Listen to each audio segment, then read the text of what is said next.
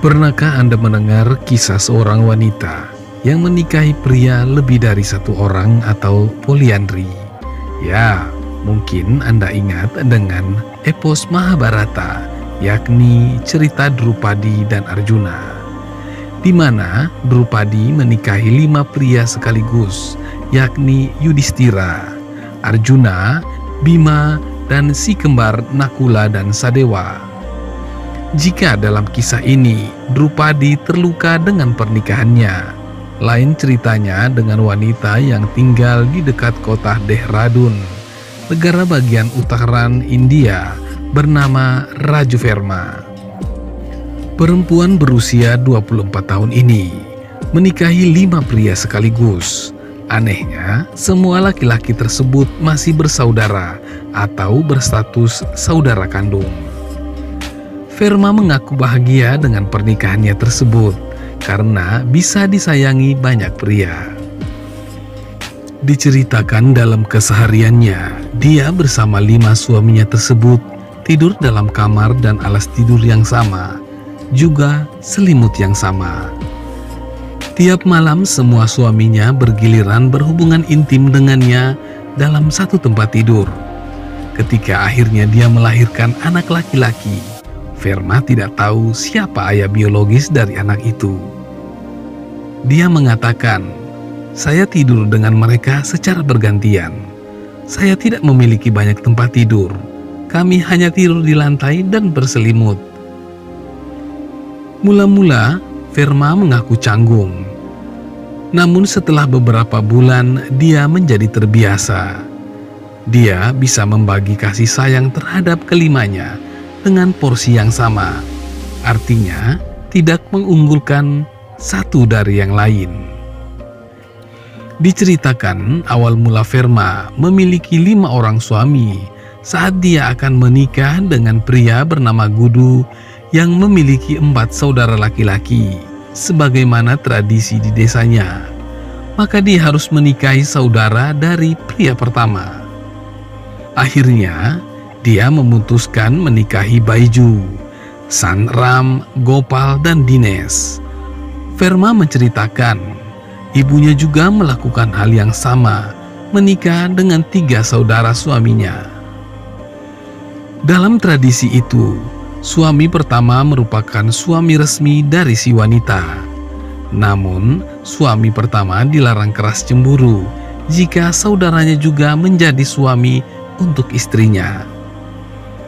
Tradisi yang dinilai aneh ini masih dijalankan di beberapa desa di pedalaman India.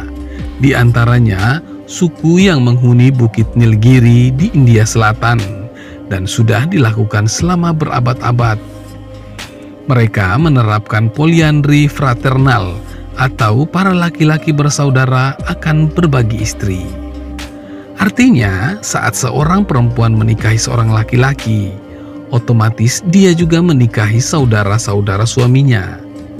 Jika sang istri hamil, suami pertamalah yang melakukan upacara pemberian busur dan panah kepada sang istri dan menjadi ayah untuk anak pertama itu. Jika sang istri hamil lagi, suami keduanya lah yang akan melakukan upacara serupa dan menjadi ayah dari putra kedua itu. Begitu seterusnya. Namun, praktek ini kini telah dilarang lantaran marak terjadi pembunuhan bayi, khususnya yang berjenis kelamin perempuan. Di Afrika, tepatnya di negara Kenya, ada suku Masai yang juga pernah mempraktikkan poliandri. Jika seorang wanita menikah, otomatis dia juga menikahi teman-teman sebaya suaminya. Jika temannya datang berkunjung, sang suami harus merelakan ranjangnya untuk tamunya tersebut bersama sang istri. Semua anak yang dilahirkan pun dianggap merupakan anak sang suami.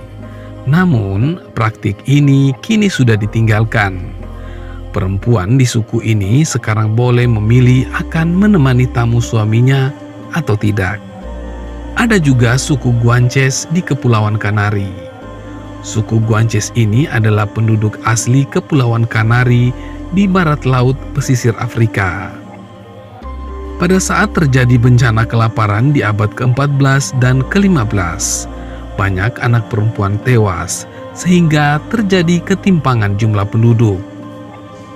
Jumlah pria pun lebih banyak dibandingkan dengan wanita. Akibatnya, mereka mempraktikkan poliandri, sehingga wanita di suku tersebut bisa menikahi maksimal 5 orang pria.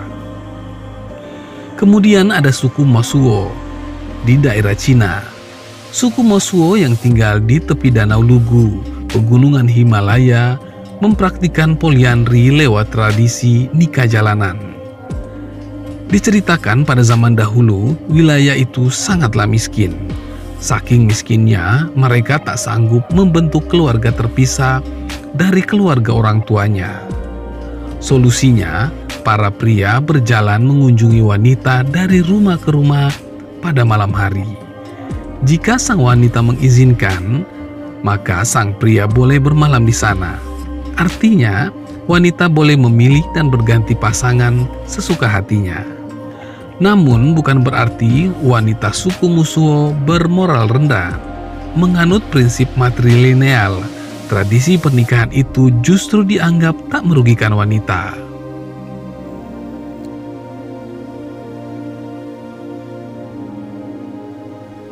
Ada juga penduduk Tibet di Cina. Di daerah otonom Tibet, terdapat tradisi agar tanah tak dibagi-bagi antara saudara. Lahan pertanian pun harus dipertahankan untuk menyokong kebutuhan keluarga. Itulah sebabnya mereka mempraktikkan poliandri agar para saudara laki-laki tetap berada dalam satu rumah. Selain itu, letak Tibet yang berada di pegunungan membuat sebagian lahan pertanian sulit ditanami dan butuh banyak kekuatan fisik. Perempuan akhirnya menikahi banyak suami karena mereka lebih kuat dan bisa membantu mengurus lahan pertanian. Dalam tradisi Tibet, pernikahan sudah dirancang sejak anak-anak dan masih sangat kecil.